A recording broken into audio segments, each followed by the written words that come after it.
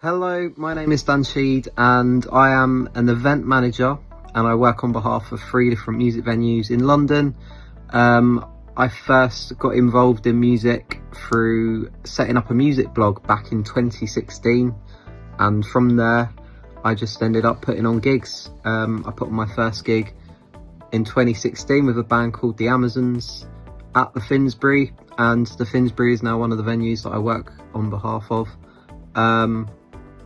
And I've worked with probably about 500 or so music artists since then, probably a lot more, but as an artist what I look out for is a number of things basically. So a lot of artists might think that, you know, like the streams are quite beneficial in terms of getting shows, and I would say a lot of the time, you know, it doesn't really tell a great, you know, picture on who actually does come out to shows.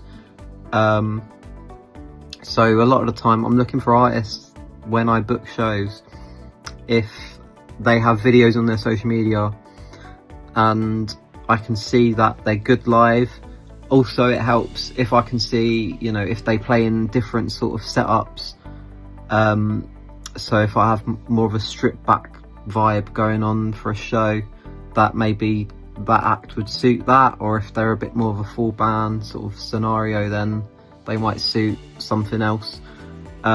So yeah, you're looking for, in my position, artists that, you know, obviously can play live. They've got content already on their social media that they can play at venues, or even if it's like an open mic. Because, you know, a lot of the times you can hear artists on streaming, on demos, etc., but live it's obviously something that's completely different. So yeah, I look for people that have good experience playing live or sound really great live. Aside from having a social media presence with live videos, I think having an EPK, an electronic press kit, is definitely worthwhile. So basically with an EPK you'll have maybe like a biography, some photos, maybe like a list of like some places you've played before, if you have done, or if, you know, if you're fortunate enough to have been played on the radio as well. You know, any sort of achievement that you would say is an achievement, you know. Definitely big yourself up, you know, highlight who you guys are, and yeah, you know, your inspirations musically and that sort of stuff, you know.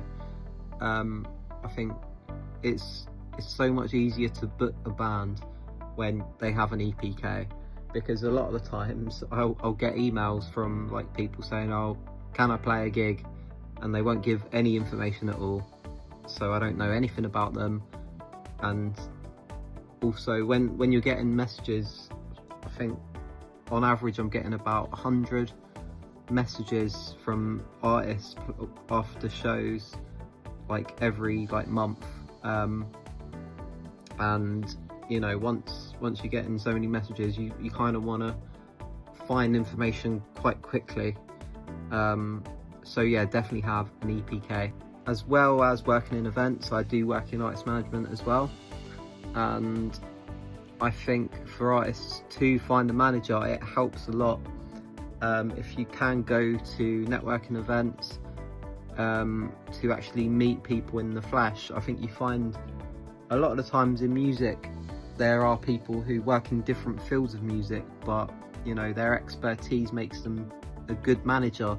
So you know, there might not be someone who is a, you know, full-time artist manager, but they might work at a label, they might work in events like myself, they might work in social media, but you know, they have like an expert ability which can potentially help you in artist management.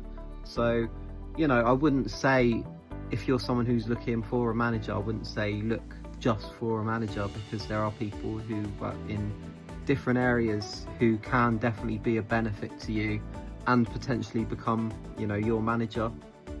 And obviously it's a case by case basis, you know.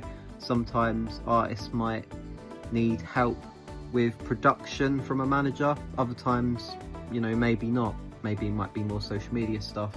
I think every manager's different, every artist is different. So yeah, I think, you know, if you go to networking events and meet people, I think it goes a long way.